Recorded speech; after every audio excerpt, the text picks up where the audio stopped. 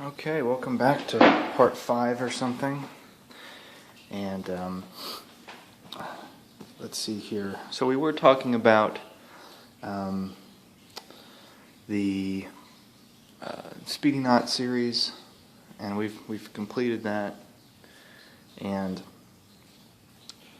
there is something to be said. I've forgotten to. There's a general statement over these that I forgot to state, and that is there's a certain pattern that goes on as far as like knot security, it not coming loose. Now the speedy knots are faster to tie, but they're typically, and maybe completely, I don't know if I can think of a knot that's actually doesn't violate this rule. That's not the exception. Or that I don't think there is an exception.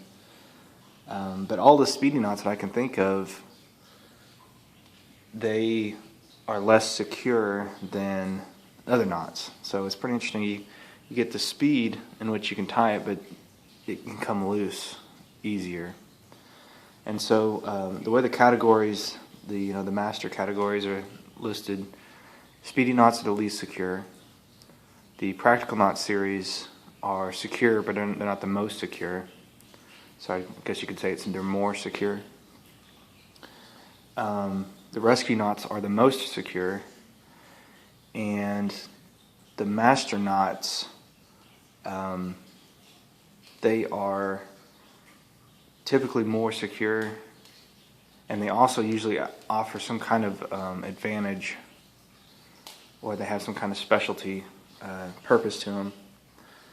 So that's kind of the general statement on that. I should have said at the beginning, or toward the beginning. So now we finished the Practical Knot series, we finished the Speedy series, so now we're going to do the Rescue series. And what's interesting about the Rescue series, and it's a very, they're all based around all the Rescue series, except for one, but that's kind of, we'll get to it when we get to in the Master series, and we'll talk about that. It's the Super Munter hitch. But the Rescue series, they're all based on the figure 8. And the figure 8, to me, is kind of the flagship knot of all knots. And the reason why is because it's so simple. It's just someone literally, they tied a knot. When you can tie a knot, you can say, okay, this is how you tie a knot, right? Go this way. Right? Well, the figure 8, it's like someone sit here and said, is there any other way I can tie this besides this? And the answer is yes. You can go around here and then down under. And that's the figure 8 knot.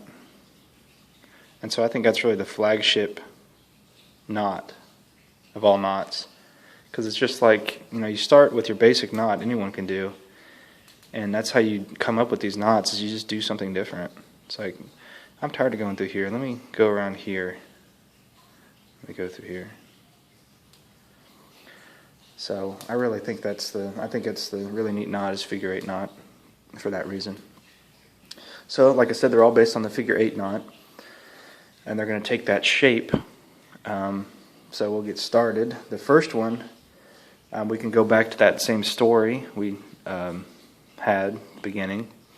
We can say, okay, this time you've gone through the Practical Knot series. You and your friend have gone out in the woods and you've gotten into knots. And you've gone through the Practical Knot series, you have those memorized. You've gone through the Speedy Knot series and you have those memorized. And the reason why I stress memorization is because there might be a time where the internet no longer exists. That's possible. Okay.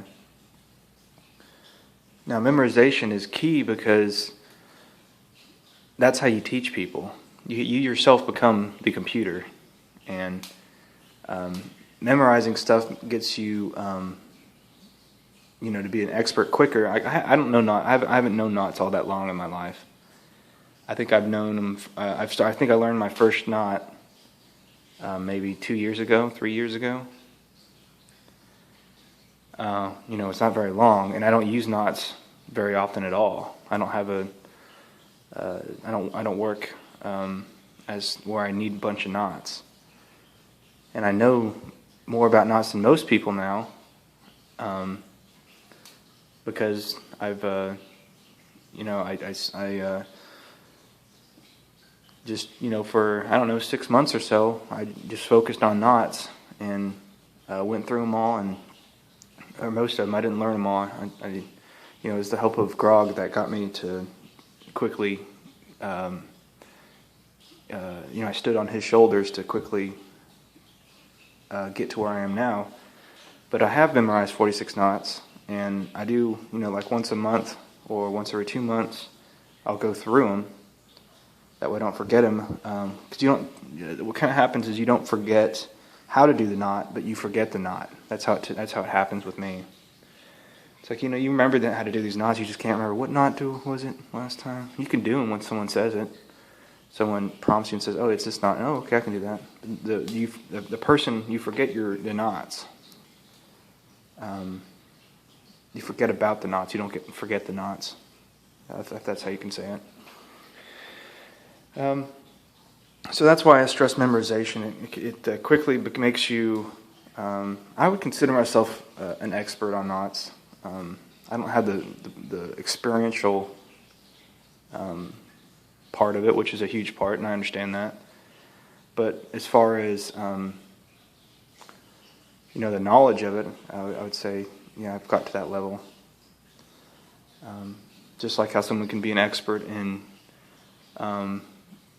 Japanese warfare in the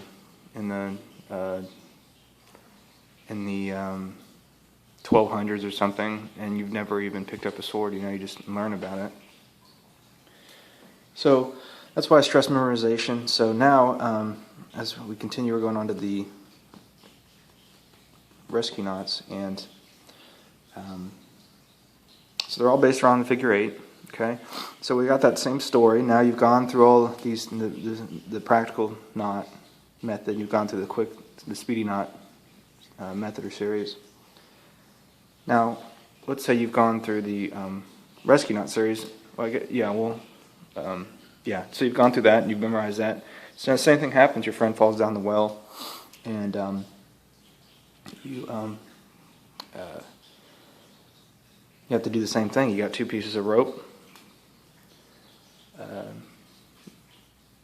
The one piece alone is not long enough, so you have to put those 2 together. So again, as you know, we call that a bend.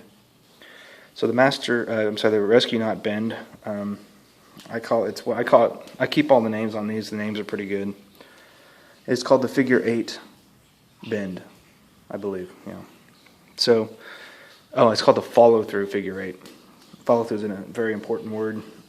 Whoever named that did a good job. So you do your figure 8, okay? So it's just like a regular knot. I kind of did it backwards as I showed you earlier, so let me try to stick. Oh, wait. Maybe I didn't. I was trying to stay the same so I don't confuse. So you got your regular, you can go through here and make a regular knot, but you go through here. Okay. It's got to be got to make it a little bit longer here. It's one thing, you go through the viewfinder, or you look at the screen, everything takes longer. But that's what you kind of want. Anyways, it's video editing comments. So, okay, you have your figure 8, and just like the name says, you follow through. So you follow through. Now, a note here is the correct way to follow through. It's kind of confusing at first, but it makes a prettier knot, and it's easier to verify that it's been tied correctly if you do it the correct way. So here there's 2 options. I kind of don't like this dangling part. I made it too long. There's 2 options here to follow this knot, okay?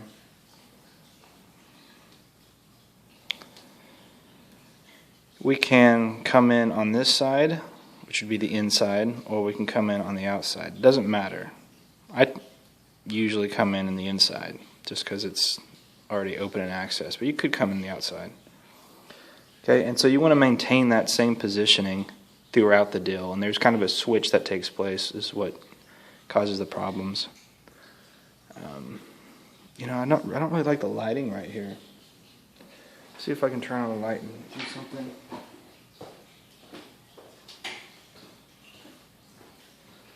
Yeah, that's not enough. Let's put on pause. Okay, so with this figure 8 follow through bend,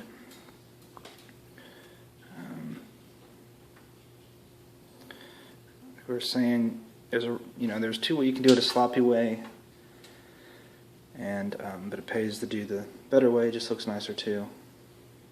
So if we're going to go on the inside, we just have to remember, well, we'll get there when we get there. So we're on the inside, okay, we're on the inside, as opposed to over here, which would be the outside. Going through here, following it through, and all we're going to do is we're going to follow this other rope here, this other, whatever you want to call it. Okay, so notice we're on the inside. Okay, and then we get to here, and it's going to be hard to see because the shadows, but it kind of wants to come on the outside. You see that? But notice we're on the inside, so we have to maintain on the inside. See that? That's what you want on the inside. And we're following this one still. So that goes through here. See how that looks clean? Now we're actually on the outside. You see that? There's a little switch that takes place. This is the one we're following, and this is, of course, our working end. And we're on the outside. So we just maintain that. See here, you could go through here, but that's, let's see if I could, it's really depth perception looking through the camera is lacking. I don't know if it's going to be hard. There's a crossing going on there if you do it that way, so that's not the correct way. So remember, we're on the outside. So we have to come here on the outside. Let me get away from the camera and see it through my eyes, which are a lot better. And that's where you get that.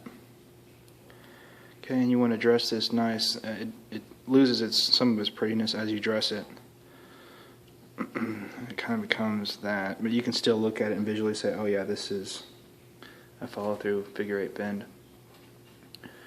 And on both sides, this side's a little short, so I'm not going to do it, but on both sides you want to do a strangle knot. And if you remember a strangle knot's the same as a regular overhand knot, your basic knot, but you're just doing it over another line.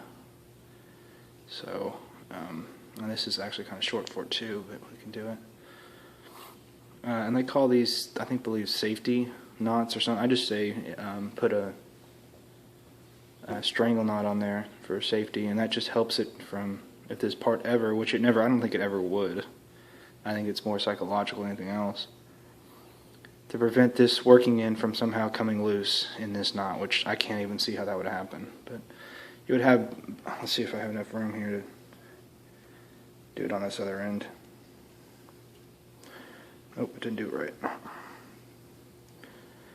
The strangle knot's actually kind of hard for some people to figure out because it's kind of so simple that it's difficult. But that's what it should look like. Of course, these knots really don't do anything in my opinion. It's all about the figure 8. And I believe the figure 8 is used on these rescue knots because, let me undo it a little bit and try to show you what I'm talking about. What it does is the structure of it seems to displace, or what's another way of saying it? It seems to spread out the tension of the knot through a very large surface area. It's not all, the tension isn't all in one place in a figure 8 knot. Well, specific, especially for got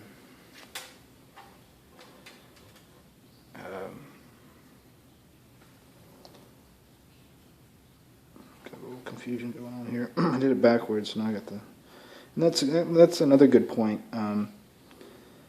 It's interesting because you can have these knots memorized, right? And there's 4 ways to tie the same knot, okay? There is the way that you learned it, and then there's the left-handed version. Okay, so there's 2 there, the way you learned it, or whatever hand you are. And I'm experiencing this right now. And there's also where I'm confused which one ends my working in. I'm going here, so why would I go that way? What in the world have I done? So there's 4 ways to make the same knot. There's the way you've learned it, whatever hand you are, and then there's the opposite hand.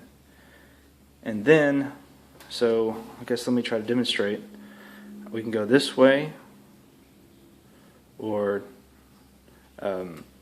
I technically don't even have to switch hands to do this. We can go hole in a snake, or we can go hole in a tree, right? So there's a little inversion there. I guess saying this back, we're mixed up. You can do it right-handed, or you can do it left-handed. So there's 2. Both of those are holes in snakes. Or you can do inverted, which is the hole in the tree over here on the right-handed, and also a hole in the tree. Ew, I'm even struggling to figure out how does that look. Yeah, hole in a tree over here. So you can well, your hands are a good way of doing it. You have a knot that looks this way with the thumb on this side.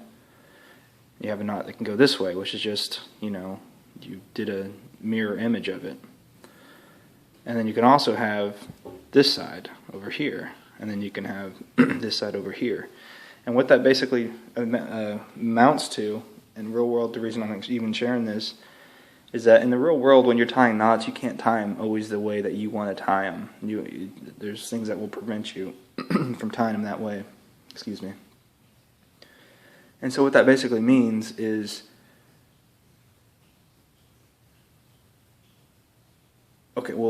so you're not going to be able to tie it any way you want to, the way you prefer it. And I guess what that means, or the consequence of that, is you're going to have to tie it in a way that you're not familiar. And what that means, again, is you're going to look like you don't know what you're tying. You're going to look like you don't know the knot. And it's very difficult to tie these knots if they don't look the same. So you won't be an expert. Let me turn the fan on. I'm getting distracted by a little bit of heat.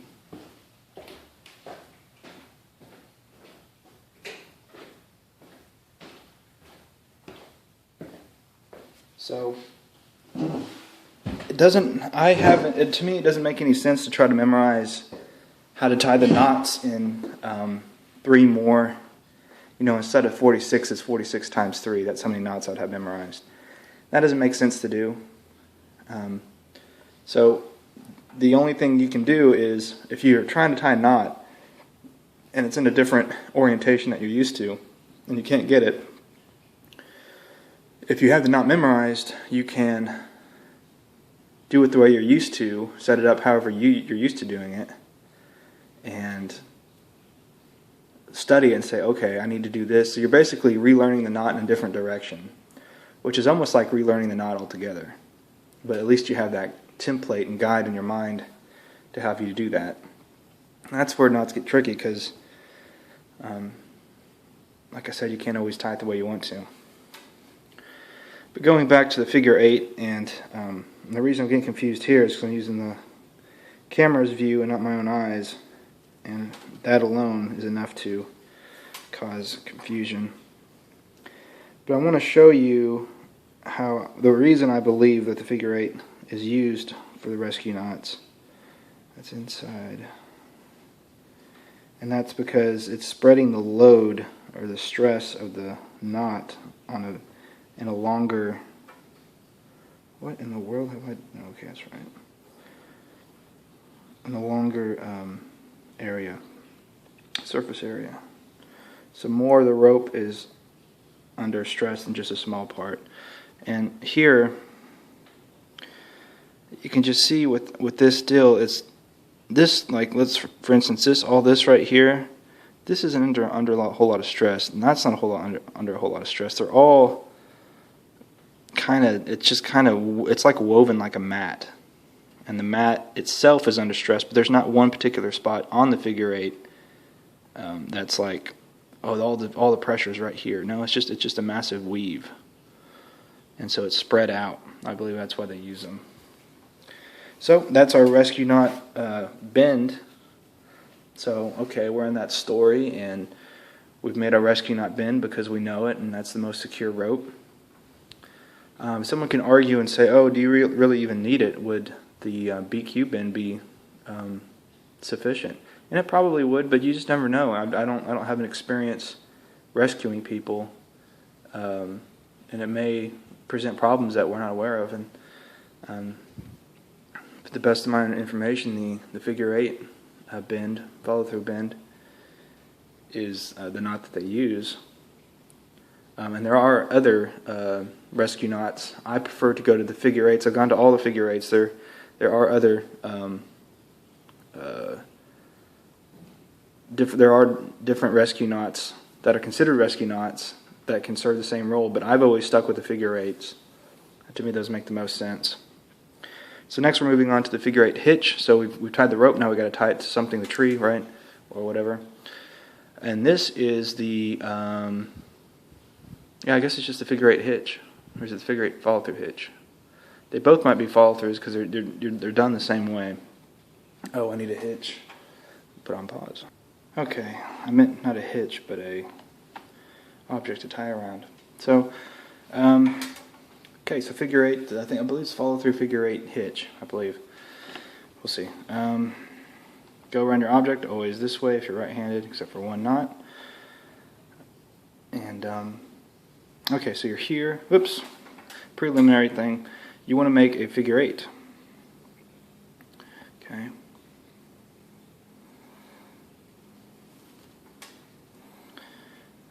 What I always do is, you can see that this thing is curving this way, so I always rotate it this way, so it's naturally going the direction it wants to go.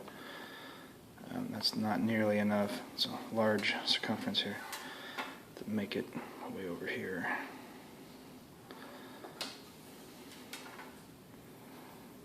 Okay, so you're going around your object.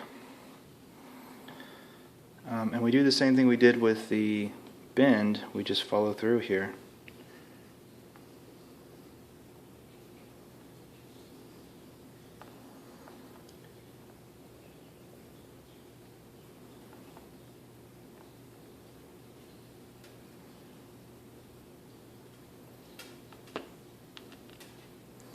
Not going to have enough cordage to make the safety knot, but there would be a strangle knot in there. That's what you end up with. Now, of course, it doesn't cinch up to the object, and that's okay. That's not a big deal. And you would make, well, maybe I do have enough.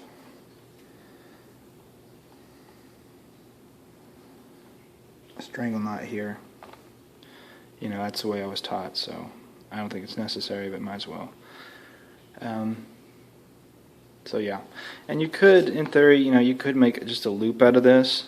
You could just make this a really strong loop. We know we talked about the bow line, and you could do this as well with hitches. That's something I didn't mention. The hitch, hitches they have two natures. They can be a hitch and they can also be a loop. Usually, not always, but usually. And it might be always. I think some of them might be kind of hard to do. Like the round turn and two half hitches.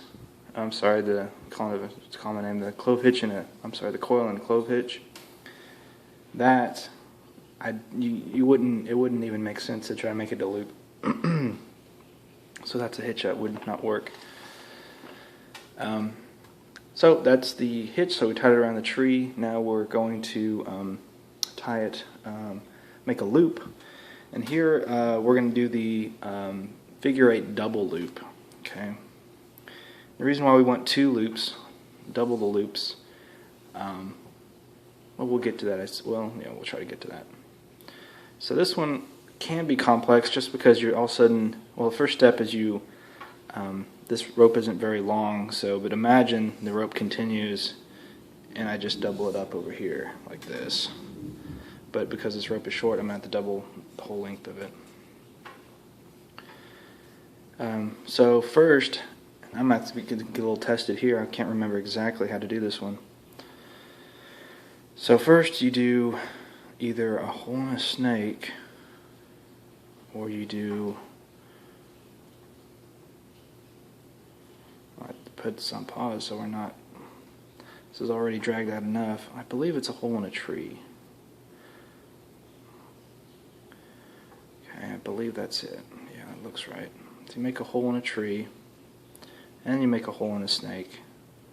And then the common mistake is to go, well, I guess you can't even do it that way, but you come up, you come out of the hole, okay, and then you dress that a little bit, and then you get this, put that over here. Again, this video is not to teach people how to do knots, so that's why I'm not really, you want to go to animatedknots.com for that. But anyway, so what you end up with is a really nice looking figure eight. It's a figure eight on a bite is what that's called. I'm not going to go into on a bite, but when there's a certain thing that happens, it's very very common, but it's a certain move, and that's what that means. It's on a bite. So that's a figure eight, and then this is on a bite. What you end up with is 2 loops, and the idea behind this is there's 2. One is they can put their arms in here and be hoisted up, and also, you know, grab the rope. They could be grabbing the rope with their being hoisted up. Or you can double up on the thickness of a single loop. If we just had one loop and you're tying it around your body, that one, because the surface area here is thinner, it's going to be more cutting. It's going to be less comfortable. But if you double it up, well, now you have twice the surface area, and it's not going to cut as bad on the body. So that's the purpose of the double loop and a rescue knot. Now that is the actual rescue series. There's only 3 of them. The rescue bend, the rescue hitch, and the rescue loop. We do have another rescue knot in the master series under the miscellaneous category. And I don't include it here because it kind of throws off my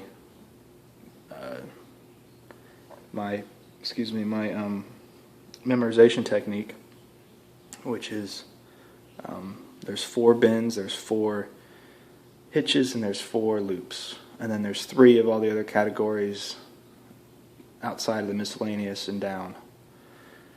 So that's how I memorize that. Okay, and then so next we will move to well, I guess we'll go into another part here. All right.